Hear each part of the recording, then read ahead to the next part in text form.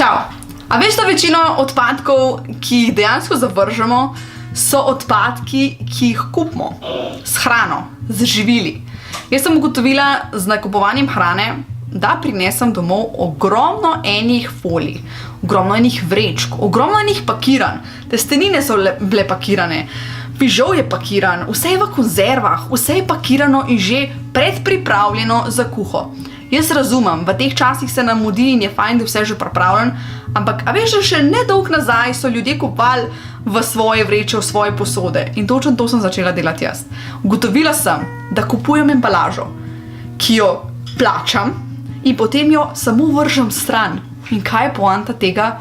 Pač meni se ni zdelo logično in sem začela razmišljati, kako bi jaz zmanjšala količino odpadkov. In res, trajalo, to je proces, in sem ugotovila, da ne samo sadje in zelenjavo, ki lahko dam v svojo vrečko ob nakupovanju, ampak sem najedla moko, stročnice, oreščke. Veliko stvari lahko daš v svojo posodo, v svojo vrečko, v svoj kozarček. In kaj sem ugotovila? Da z nakupovanjem živil mi ne proizvajamo več odpadkov. Tudi začimbe se da dobiti. Čaje, ogromno stvari. Ni stvari, ki jo rabim, nisem najedla brez embalaže. Kakšne odpadke pa mi sploh še imamo. Če se toliko trudimo biti brez odpadkov, jih pa sploh nimamo več.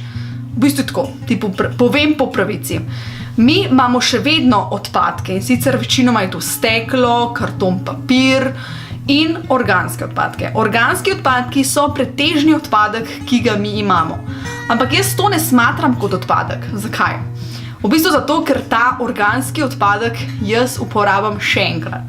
Kje? Verjetno ti je zdaj že jasno, da na vrtu.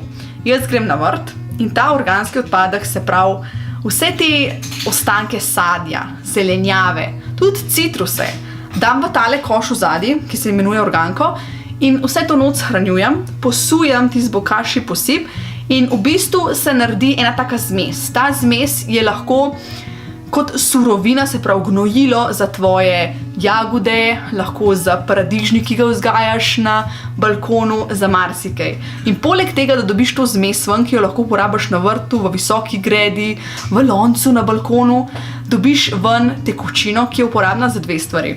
In sicer mene najbolj fascinira to, razumem, to tekočino lahko uporabljam za gnojenje in dejansko jo uporabljam za gnojenje rastlin v naši hiši oziroma v stanovanju in na stopnišču in uporabljam jo tudi za, ko recimo zalivam paradižnike na balkonu, se pravi jo razrečam z vodo in potem zalivam paradižnike. Uporabljam jo pa tudi na drug način, ki me je že takrat, ko sem začela organko ta uporabljati, ful fasciniral. In sicer s to tekočino, fermentacijsko tekočino, lahko čistimo odtoke. Ja, odtoke.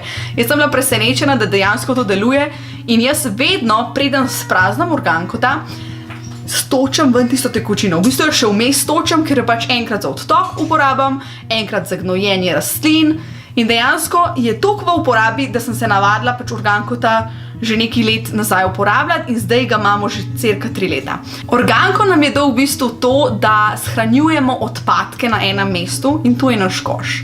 Naš koš ne samo za ostanke sadja, zelenjave, raznih citrusov in tako naprej, ampak tudi za palčke za ušesa. Mi uporabljamo stvari, ki jih lahko damo na kompost. Prej sem omenila, mi imamo tudi še vedno ostale smeti, recimo tudi nekaj mešanih odpadkov imamo in en primer tega je zobna ščetka. Ne uporabljamo več plastične zobne ščetke, ampak uporabljamo bambusovo in tisti del, kjer so ščetine, moramo odlomiti in ga damo med mešane odpadke. Medtem ko palčka gre lahko na kompost oziroma v organkota.